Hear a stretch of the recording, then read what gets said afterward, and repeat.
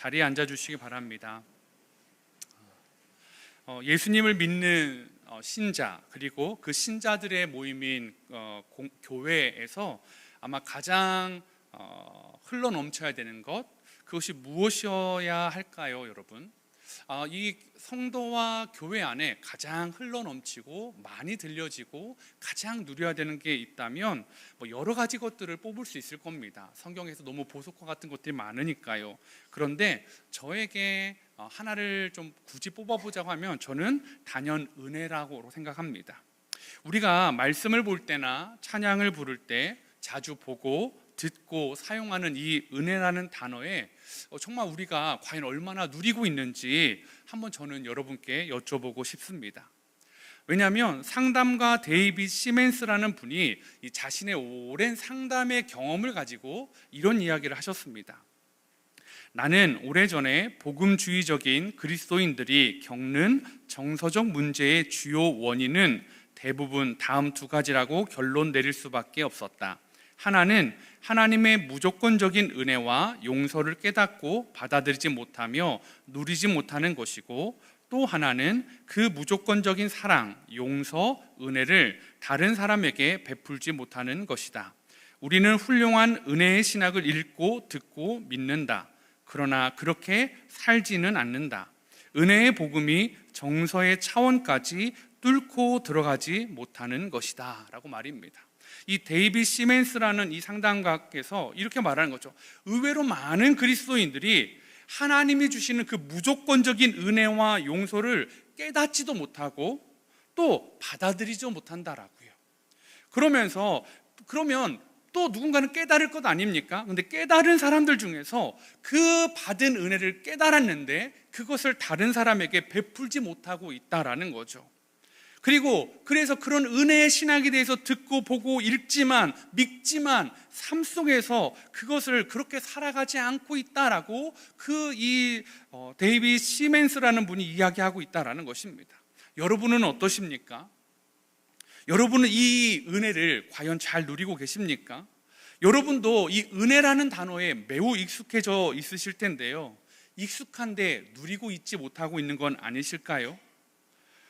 어느덧 이 은혜라는 말이 늘 아는 이야기, 식상한 이야기, 별 볼 일 없는 이야기로 그냥 은혜로 그냥 이렇게 덮어버리는 일들이 혹시 우리 삶에 많은 것은 아닙니까? 내 안에 은혜를 경험했는데 아니면 그 은혜를 가둬두고만 있는 건 아니세요? 그 은혜가 흘려가야 되는 통로를 내가 막고 내 안에서 나만 그렇게 누리고 있는 것은 아니십니까? 이런 분들에게는 분명한 부작용이 나타나기 마련입니다. 그것은 마치 아무리 깨끗한 물이라도 그 물이 막혀있고 고여있다면 어떻게 되죠? 썩어질 것입니다. 그런데 썩어진 물이라도 그 물길을 열어주고 흘러가게 하면 금방 그 물은 자정작용을 생겨서 그 물이 깨끗해지기 마련입니다. 은혜도 마찬가지입니다. 은혜도 아무리 아름답고 귀한 것이라 할지라도 내 안에만 담아둔다면 그 은혜가 악취가 날 수 있는 것으로 변해버릴 수 있다라는 거죠. 이런 이야기를 예수님도 해주신 적이 있었습니다. 성경에 보면, 마태복음에 보면 10,000달란트 빚진 종의 이야기가 나옵니다.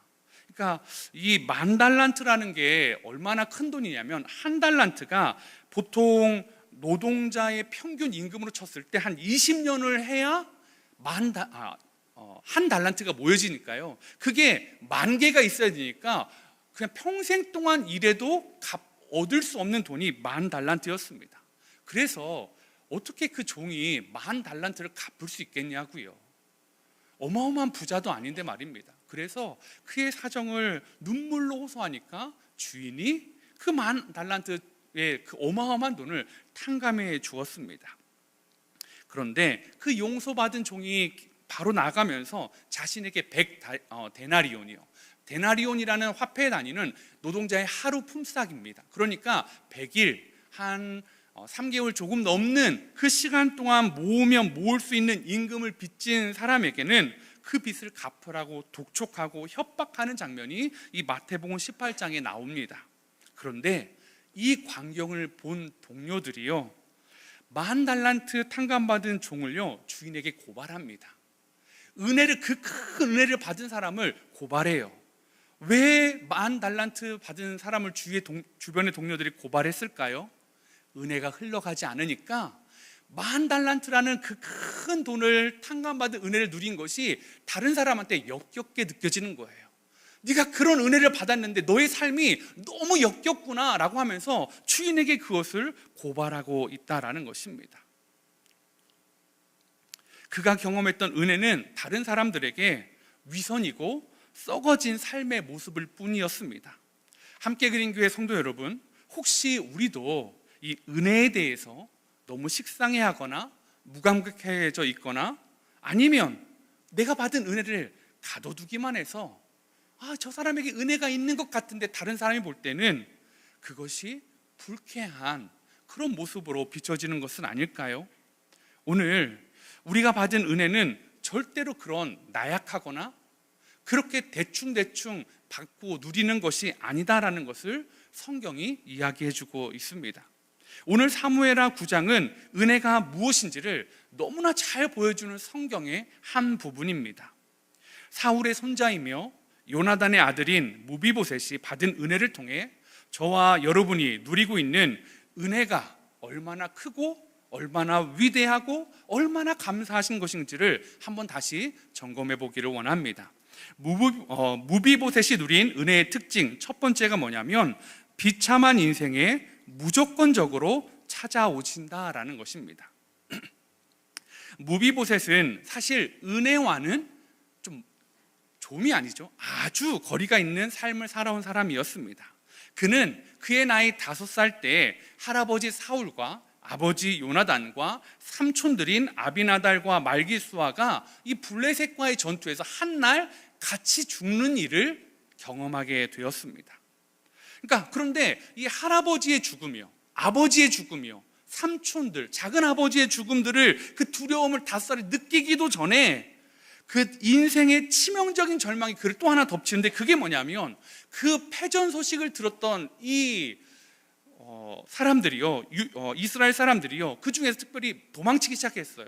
그 중에 유모가 이 무자비한 블레셋의 칼을 피해야 된다는 두려움 속에 사울의 가문의 사람을 지켜야 된다는 그 책임감 속에서 이 무비보셋이요, 5살밖에 되지 않은 이 아이를 들쳐업고 안고 도망치기 시작했습니다. 너무 두렵고 급한 나머지 그만 도망치다가 이 품에 있었던 무비보셋을 떨어뜨리게 되었죠. 그런데 잘못 떨어지면서 이 무비보셋이 두 다리가 다 부러지게 됩니다. 근데 도망치는 중이잖아요. 피난길이잖아요. 어디서 적절한 치료를 받을 수 있겠냐고요. 다리 부러진 것보다 죽는 것이 훨씬 더 위중한 것 아닙니까? 그러니까요, 다리를 치료하는 둥 마는 둥 하고 먼저 더 멀리 더 안전한 곳으로 도망쳤습니다. 그러다 보니까 이 무비보셋이 그 시기를 놓쳐서 영구적인 장애를 얻어서 2 다리를 저는 사람이 되었습니다. 생각해 보세요. 무비보셋은요, 그야말로 희생자입니다. 집안 어른들이 갑작스럽게 다 죽었습니다. 그런 중에서 도망치는 중에 끔찍한 사고로 자신은 장애인이 되어버렸어요. 다행히 또 다른 삼촌인 그 이스보셋의 세운 나라 근처에서 도망해서 생명은 보존할 수 있었지만 그 삼촌마저도 7년이 지나자 자신의 부하의 칼에 숨을 거두는 일이 발생했다라는 것입니다. 그래서요, 그 나라가 이제 온전히 다윗의 손에 넘어가는 것을 보면서 그가 느끼는 두려움이요, 절망이요, 그게 얼마나 컸겠습니까? 왜냐하면 보통 그 당시에는 새로운 정권이 들어서게 되면 이전의 정권에 있던 왕족들은 다 죽이는 것이 일반적인 것이었습니다. 그게 일반적인 룰이었습니다. 그래서 그는 자신의 삼촌인 이스보셋이 죽은 다음에는 10여 년을 문 밖에 나가보지 못했을 것 같아요. 내가 누구다라고 말하지도 못했을 거예요. 그저 두려움에 떠는 삶이요, 누군가가 말바굴 소리가 들리고 누군가 자신의 문을 두드릴 때마다 혹시 다윗이, 혹시 다른 사람들이 날 잡으러 온 것은 아닐까라는 그런 두려움에 굉장히 불안한 삶을 살았을 것입니다. 그러면 집 안에서 이 무비보셋이 가질 수 있는 생각은 뭘까요? 자신은 뭘 잘못한 게 없어요. 여러분 생각해보세요. 5살 때부터 그런 인생의 고난이 닥쳐왔잖아요. 아버지의 죽음 자신 때문입니까? 할아버지의 죽음이 자신 때문인가요? 삼촌들의 죽음이 자신 때문인가? 아니었습니다. 장애를 얻게 된 것 자신의 책임이 있습니까? 아니죠. 유모가 급히 도망치다가 상황 때문에 그런 것들이었습니다. 그러면 또 지금 숨어 있는 것도 누구 때문입니까? 다른 사람을 탓할 수밖에 없죠. 다윗을 탓하거나요. 즉 그의 모든 생각이요 남 탓하는 사람이 되지 않았을까요? 남을 비난하고 저 사람 때문에 내 인생이 이래, 유모 때문에 나는 다리를 잃게 됐어, 나는 다윗 때문에 숨어 있어야 돼, 세상에 대한 원망이요, 나는 아무 잘못 없는데 세상이 나를 버렸어. 그런 삶의 문제들로 회피하고 어쩌면 집안에서 은둔적인 삶을 살아가는 사람이 무비보셋이었을 거예요. 그리고 지금 그 마음의 중심에 가장 원망이 되는 사람은 어쩌면 다윗이지 않았을까요? 다윗만 아니었어도 우리 가문이 이렇게 되지 않았을 텐데 라는 남 탓이요.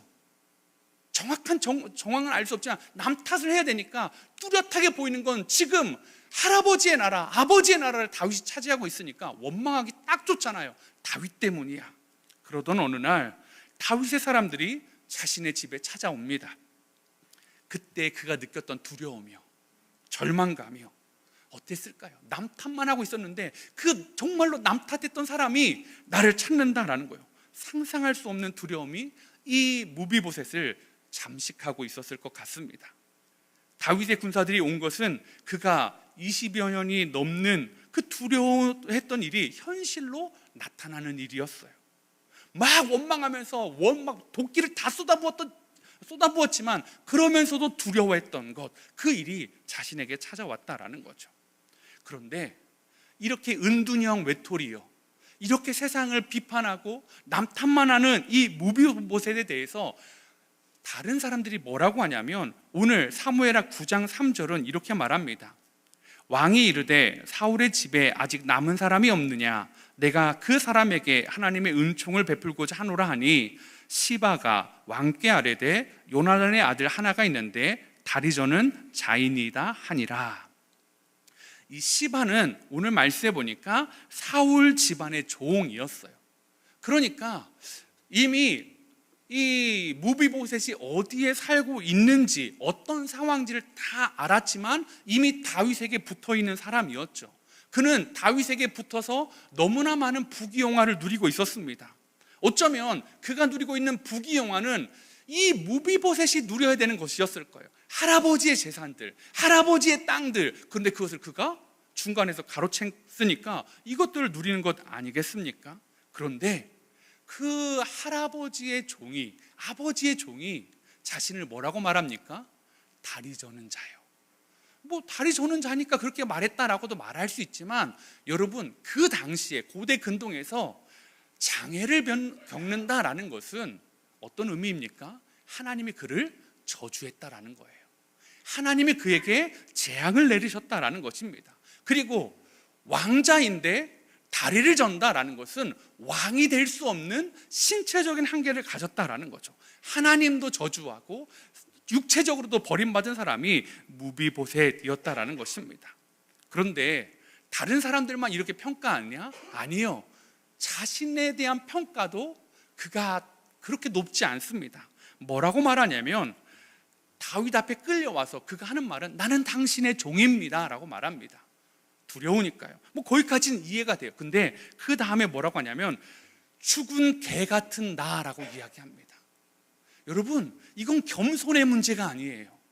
그 안에 나는 죽은 개 같은, 그냥 사람조차도 아닌, 신경 쓸 필요도 없는 그런 인간 쓰레기, 말종과 같은 사람입니다. 왜 나를 왜 찾으셨습니까? 라고 그가 말하고 있다는 거죠. 이처럼 다른 사람의 평가도 또 자신에 대한 평가도 너무 비참함으로 가득 찼던 무비보셋이요. 사랑하는 성도 여러분, 혹시 여러분들도 이런 무비보셋과 같은 심정을 느껴보신 적이 있으십니까? 지금 혹시 그런 두려움, 원망, 속상함, 남 탓, 절망적인 상황 가운데 놓여 있는 분들 계십니까? 자신의 의지와 상관없이 혹시 이 무비보셋처럼 어린 시절 부모님의 학대를 당하면서 이게 내가 왜 이런 삶을 살아야 되는지 그냥 학대받는 게 당연한 것처럼 여겨지던 그런 시간을 보내신 분들 있습니까? 그러면서 두려움과 자존감이 무너지는 삶을 경험하셨던 분들이요. 또 그 결혼 생활 탈출하고 싶어서 결혼을 일찍 했는데 배우자를 만났는데 그 배우자의 관계 안에서 그게 탈출구가 아니라 또 다른 나를 괴롭히는 삶의 시작이어서 사랑받고 싶었고 존경받고 싶었는데 사랑받지 못하고 존경받지 못해서 너무나 외롭고 두렵고 그 결혼 생활을 네 탓이야 라고만 하면서 그렇게 살아오신 분들도 계십니까? 그럼에도 불구하고 좀 꿈을 펼쳐보고 싶었는데 환경이나 상황이 도저히 그 꿈을 펼치지 못하도록 그냥 살아남는 거에만 근근히 겨우 그렇게 집중하게 하면서 마치 인생에 장애를 주면서 정말로 일어날 수 없는 사람으로 만드는 것 같은 그런 경험을 겪어보신 분들 계십니까? 꽃을 피워도 보기도 전에 세상이, 환경이, 사람들이 자꾸 짓밟고 그래서 내 탓만 하고 오직 그 방 안에 갇혀있는 그 무비보셋처럼 말입니다. 주변에 의지할 사람이 없어요. 다 수근수근거리는 얘기는 다리 저는 사람, 저주받은 사람, 그렇게 평가하는 거예요. 나 스스로도 개 같은 나라고 말하는, 그렇게 자존감이 땅을 치고 있는, 바닥을 치고 있는 분들이요. 멘토도 없고 위로해 줄 사람도 만나본 적 없고. 여러분 혹시 그런 시간을 경험하셨다면 여러분은 왜 이 자리에 앉아 계십니까? 제가 지난주에 한 성도님들의 성도님의 메일을 받았습니다. 제가 그 메일을 좀 읽어 드릴게요. 안녕하세요 목사님, 그간 잘 지내시죠? 늘 뵈면 힘내라 응원한다 말씀해 주시는 목사님의 감사한 미소와 힘을 주시는 하이파이브가 갑자기 생각나서 메일을 쓰게 되었습니다. 늘 똑같습니다. 아니 어쩌면 나은 환경이 되었지만 똑같다라고 계속 생각하고 있는 것 같습니다. 지난주 휴가 기간에 알게 되었고 아주 갑작스럽게 회사가 기업 회생에 들어갔습니다. 아무한테도, 임원들한테도 알리지 않고 갑자기 회사가 기업 회생에 들어간다는 걸 알게 된 거예요. 그래서 이제 그 출근하자마자 그 뒤처리를 해야 되는 겁니다. 그 전에는 이렇게 해요. 웃으면서 전화했던 업체들이요, 자기와 관계했던 그 업체들이 갑자기 전화를 하면서 이렇게 얘기하는 겁니다. 욕을 하기 시작하는 거죠. 너 미리 알았지? 너 왜 이게 안 돼? 넌 언제부터 알았어? 하면서 고성이 올라가고요, 고성이 쏟아지고요. 그러면서 이분도 방금 알아서 그 업체들과의 대화를 해야 되는데 어떻게 말할 수가 없는 거예요. 오늘도 출근하자마자 저보다 더 먼저 오신 거래처 분들에게 할 수 있는 말은 정말 저는 아무것도 모릅니다 였습니다. 인생의 제일 힘든 시기는 이혼이었고 그 시간 동안 얻는 것도 커서 이거는 아무것도 아니란 생각이 들지만 지켜야 하는 보물이 있기에 조금 막막하고 다시 두려운 마음과 무서운 마음이 마음속에서 슬슬 피어오르고 있습니다. 그럴수록 마음도 지칠 때 더 붙잡으며 매달려야 하는 걸 너무 잘 아는데 아무것도 하기 싫어졌습니다. 대표님은 이런 상황 속에서 기도하며 전도하시라고 가끔 회사에서 들어오시면 본인의 기도문을 출력해 달라시는 대표님의 모습이 너무 싫었습니다. 대표님의 저런 모습을 정말 주님이 사랑하시는 걸까? 라는 물음표가 생겨나면서 백날, 천날, 11조 내고 헌금 내면 뭐하나? 직원들과 거래처는 월급이며 미수금이며 못 받아서 난리인데 저러고 싶은가 하는 칼날이 결국 주님을 향하고 있었습니다. 이게 주님에게 바라는 주님의 자식의 모습이세요? 라며 콧방귀 끼며 하늘을 쳐다보며 헛웃음을 짓게 하는 제가 보였습니다. 그 대표님이 너무 미운 거죠. 막 와가지고 예수님 이야기하고 그 상황 가운데 뭐 출력하는 거 보면 기도문 뽑고 있고, 그런데 그것을 감당해야 된 직원들과 동기들과 또 그 다른 거래처들을 볼 때마다 이게 맞나 그런 생각이 막 드는 거죠. 그러면서 저를 다시 보게 되었습니다. 주일 잠깐 머무는 그 시간 착한 척하며 오 주님 이렇게 고백하는 제 꼬라지가 말도 안 되게 우스워졌습니다. 좀 중간에 생략하고요. 길은 분명히 있고 빛이 있으라 하셨으니 빛이 있다는 걸 너무나 잘 알고 있습니다. 일어서고 알기까지 저는 얼마나 깨지고 부딪히면서 잘 깨어날지 모르겠습니다만 그저 잘 일어나 보겠습니다. 더 잘 일어나겠죠? 제 그릇에 또 생긴 스크래치가 말씀으로 잘 덮어지길, 이번 일로 온 마음이 든든하고 단단한 말씀으로 채워지길 부어보겠습니다. 여러분 어떠십니까? 이 성도님이 느끼는 그 비참함이요, 그리고 무비보셋이 느끼는 비참함이 자꾸 오버렛이 되면서 너무 힘든 거예요. 하나님 왜 이렇게 힘듭니까? 한 주 내내 마음이 아팠어요. 그래서 기도하고 용기를 내서, 제가 용기를 내서 이분에게 전화를 했습니다. 그런데 그 전에도 우셨더라고요. 그리고 또 저 전화를 받고 또 우시는 거예요. 그러면서 마음을 막 쏟아놓으시는 거예요. 목사님 어떡하죠? 다른 사람들은 이제 그러면 또 일자리 구해야 된다고 알아봐야 하는데 저는 두려워요. 제가 일을 다시 시작할 수 있을지, 일을 구할 수 있을지, 또 일을 구하는데 텀이 있으면 나는 가장인데 내 사랑하는 자녀를 챙겨야 되는데 내가 할 수 있을지, 온갖 고민들이 이분 안에 두려움으로 작동되는 겁니다. 여러분, 왜 이렇게 어려운 일들이 이분에게, 그리고 이분만이 아니라 지난 한 주 너무나 어려운 분들이 자꾸 생각나서 그분들에게 연락도 드리고 문자도 드리고 전화도 드리고 했었는데요, 너무나 많아요. 왜 이런 일들이 생기는 걸까요? 그래서 너무 답답했어요. 한 주간 너무 답답했어요. 하나님, 교회인데 은혜 공동체라고 하는데 왜 이런 일들만 있습니까? 그때 제 안에 들어온 게 사무엘하 9장 1절이었습니다.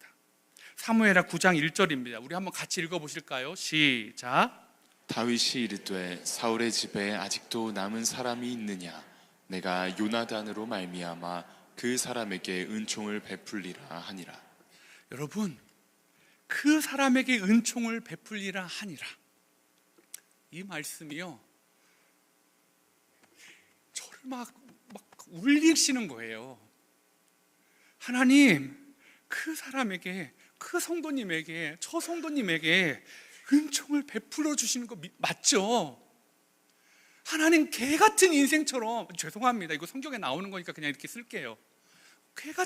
죽은 개 같은 나에게, 그 무비보셋에게 그렇게 은총을 베풀리라고 했던 다윗의 의도처럼요. 여러분, 오늘 이 본문을요, 많은 성경학자들이 무비보셋을 우리 성도들로 비유하고요, 다윗을 예수 그리스도 하나님으로 봅니다. 그러면 무비보셋이 우리예요. 그리고 하나님은 그 사람에게 은총을 베풀리라 라고 말씀하고 있다라는 거죠. 그리고 타인에 의해서 모든 걸 잃어버리고 장애를 가지고 살아가고 다른 사람을 원망하며 살아갈 뿐인 무비보셋을 다윗이 찾았던 것처럼 주님이 저와 여러분을 찾아오신다라는 겁니다. 왜요? 무엇 때문에요? 죽이시려고요? 너 이거 잘못했잖아, 너 죄졌잖아. 아니요. 뭐라고요? 그 사람에게 은총을 베풀리라. 여러분 믿으십니까? 사랑하는 성도님들, 저는 저에게 메일 주신 그 성도님에게 예수님이 찾아가셔서 은총을 베풀어 주실 것을 믿습니다. 그리고 이분도 알아요. 초신자지만 알아요. 근데 너무 힘든 거예요. 또 그 시간을 견뎌야 되니까, 그 마음에 난 스크래치가 난 마음대로 또 덮어가야 되니까요. 눈물이 마르지 않는 거예요. 힘든 거예요. 그러면서 그냥 투정해요. 근데 결론은 그거예요. 목사님, 그래도 이겨낼 거예요. 저도 이제는 조금만 알아요. 여전히 자신도 하나님의 자녀답지 못한 것 같지만 하나님이 또 지나가게 할 것을 그분이 고백하시더라고요. 일어나게 하실 것을 고백하더라고요. 사랑하는 성도 여러분, 우리는요, 이 하나님의 은혜를 내가 뭔가를 해서 얻어야 된다고 생각합니다. 무비보셋이 다윗한테 뭔가를 증명해서 이 은혜를 얻었습니까? 아닙니다. 다윗이 약속의 근거에서, 그의 아버지 요나단과의 약속, 그의 할아버지 사울과의 약속의 근거에서 그에게 이 은혜를 베풀고 있다라는 거죠. 이수환 목사님이라는 분이 은혜에 대해서 이렇게 정의를 하시더라고요. 은혜는 아무런 자격 없는 자가 결코 받을 수 없는 무언가를 거저받는 것입니다. 지금 무비보셋이 그 은혜를 누리고 있어요. 그러므로 은혜는 내가 경험하고 내가 소유하게 된 무엇을 통해 드러나는 것이 아니라, 우리는 뭘 받아야, 뭘 가져야, 뭘 소유해야 나 은혜 받았어 라고 얘기해요. 그런데 그게 아니래요. 뭐라고 얘기하시냐면 하나님과의 관계를 통해 그 능력이 발휘된다고요. 여러분, 그 성도님이요, 뭘 받았나요? 아니요. 있는 것도 빼앗겼어요. 직장도 빼앗겼어요. 그런데요, 하나님의 관계 때문에 다시 은혜로 들어가요. 이걸 세상 사람들이 어떻게 아냐고요. 이걸 누가 아냐고요. 그걸 은혜라고 말하면 누가 그걸 은혜라고 공감해 주겠습니까? 메일을 주신 성도님이나 저와 여러분이 알고 있는 것이 이것 아닙니까? 우리가 힘들고 어렵지만 우리가 어떤 사람들입니까? 버림받은 고아 같은 사람입니까? 하나님의 자녀입니까? 성경은 뭐라고 말씀하십니까? 로마서 8장에 36절 39절에 이렇게 말합니다. 기록된 바 우리가 종일 주를 위하여 죽임을 당하게 되며 도살당할 양같이 여김을 받았나이다 함과 같으니라. 그러나 이 모든 일에 우리를 사랑하시는 이로 말미암아 우리가 넉넉히 이기느니라.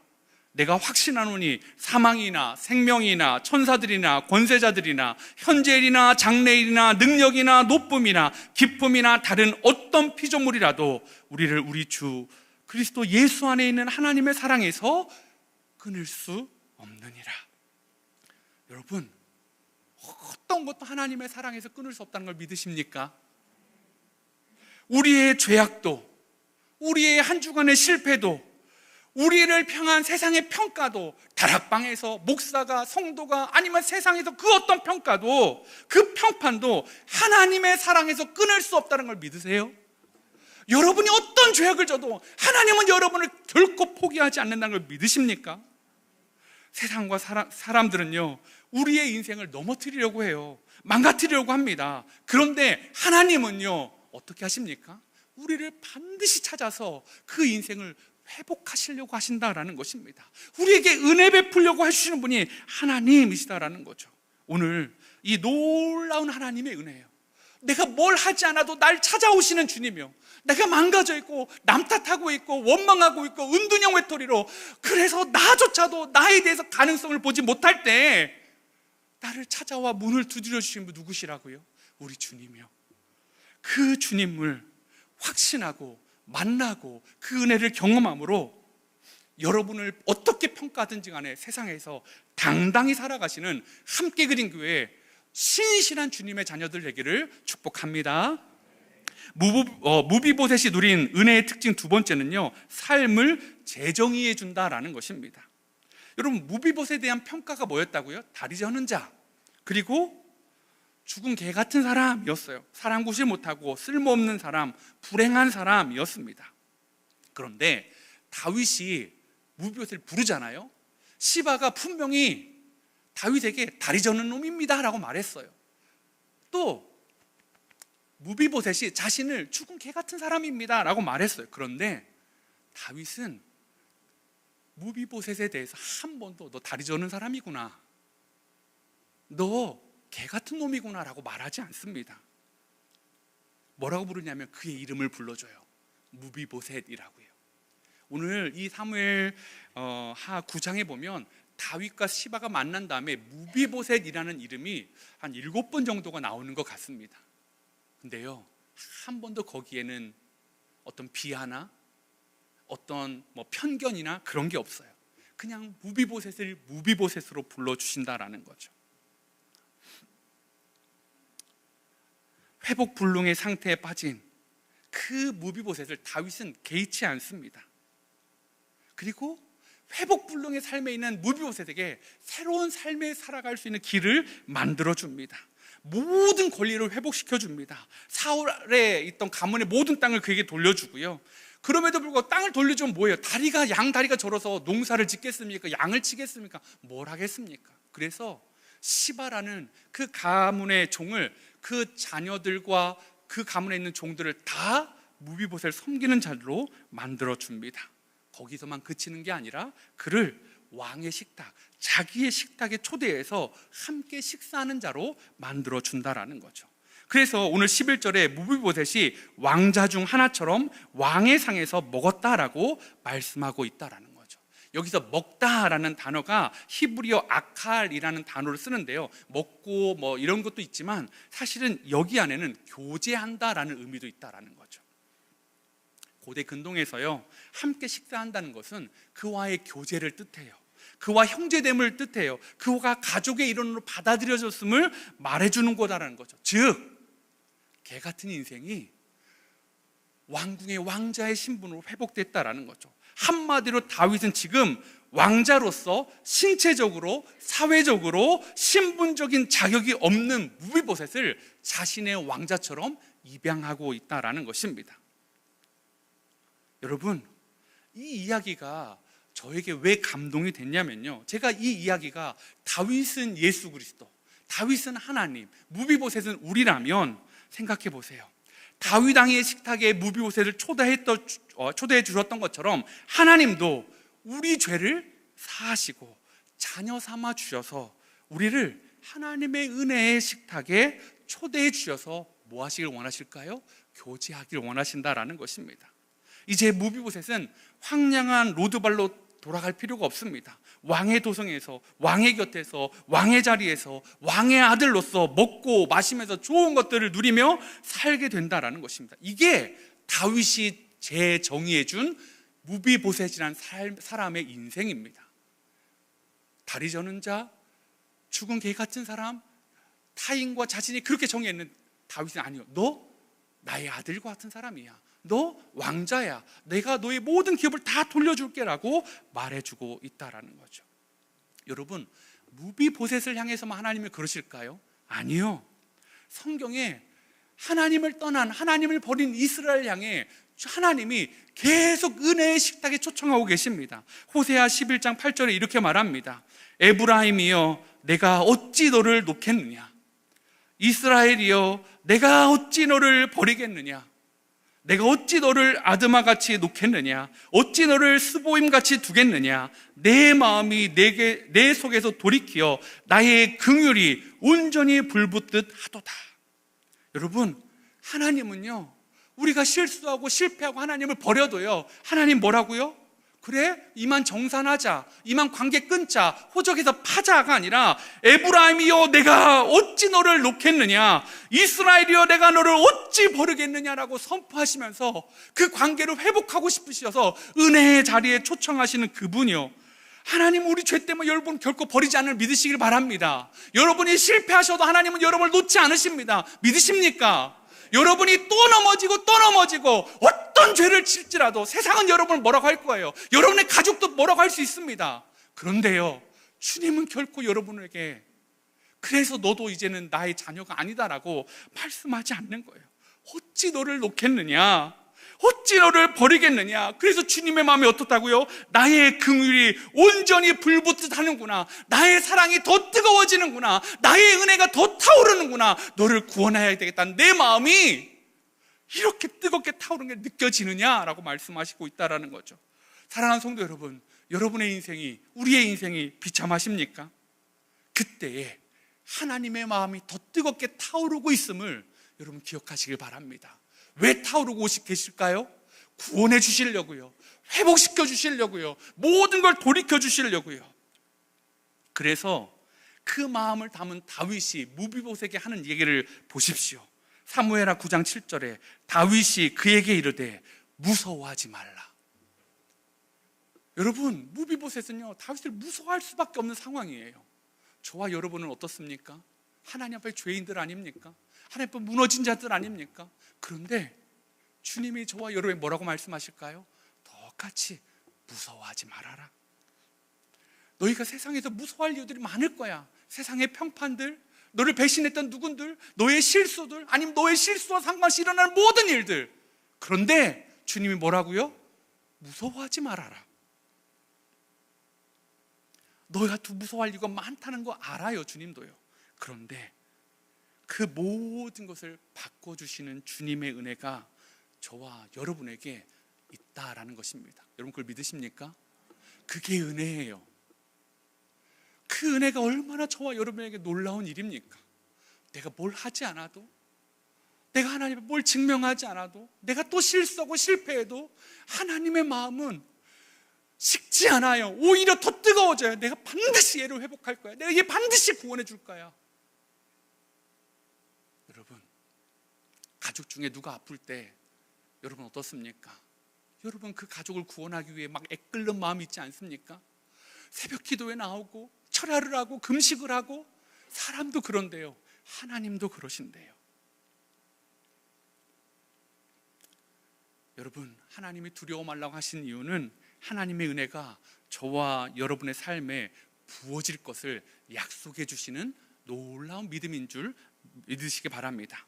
사랑하는 성도 여러분, 다윗이 요나단으로 말미암아 무비보셋을 양자로 삼은 것처럼 하나님 아버지께서 예수 그리스도로 인하여 우리를 자녀 삼아 주셨습니다.